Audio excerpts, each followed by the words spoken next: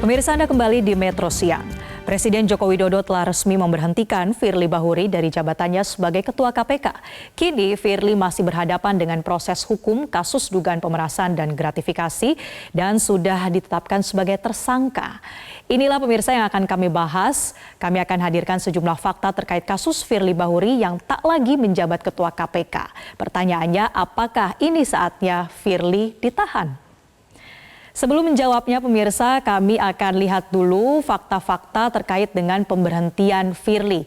Koordinator Staf Khusus Presiden Ari Dwi Payana sempat menjelaskan bahwa ada 3 pertimbangan terkait dengan keputusan Presiden soal pemberhentian Firly. Dasar-dasarnya apa saja? Ini kita lihat pemirsa. Yang pertama adalah surat pengunduran diri Firly tertanggal 22 Desember 2023. Jadi ini adalah surat pengunduran diri Firly yang sudah direvisi.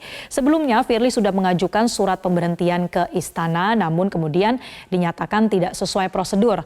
Akhirnya Firly menyampaikan surat pengunduran diri yang kedua, kemudian dijadikan pertimbangan dalam pemberhentiannya dari jabatan Ketua KPK.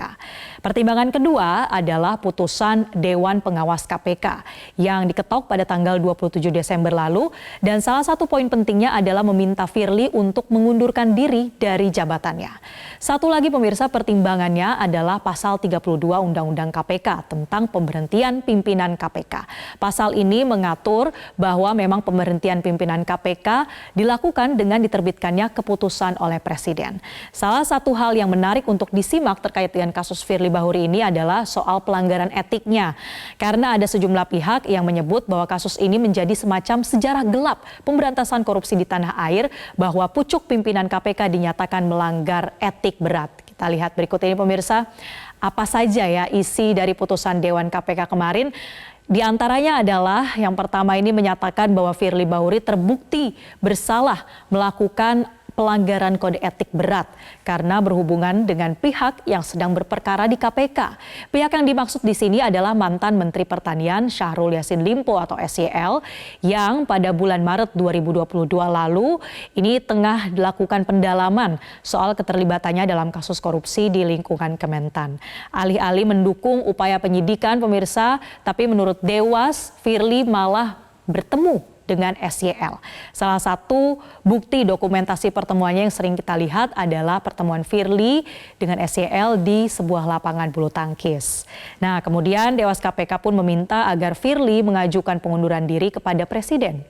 Dalam perkembangannya, kasus keterlibatan Firly ternyata tidak berhenti sampai pada pelanggaran etik saja, melainkan ada pula dugaan unsur pidana yang menjerat Firly hingga ia ditetapkan sebagai tersangka. Jadi meski sudah sebulan Firly berstatus tersangka, nyatanya ia belum juga ditahan. Firly tercatat sudah 3 kali diperiksa sebagai tersangka. Ia ditetapkan sebagai tersangka kasus pemerasan atau suap atau gratifikasi dalam Undang-Undang Tipikor. Dan ia pun terancam hukuman pidana penjara maksimal hingga seumur hidup.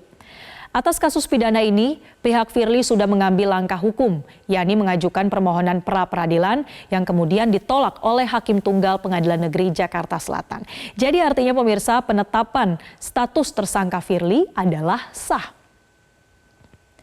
Kasus Firly ini sudah bergulir hitungan bulan pemirsa. Tentu sudah ada pendalaman yang dilakukan oleh penyidik kepolisian.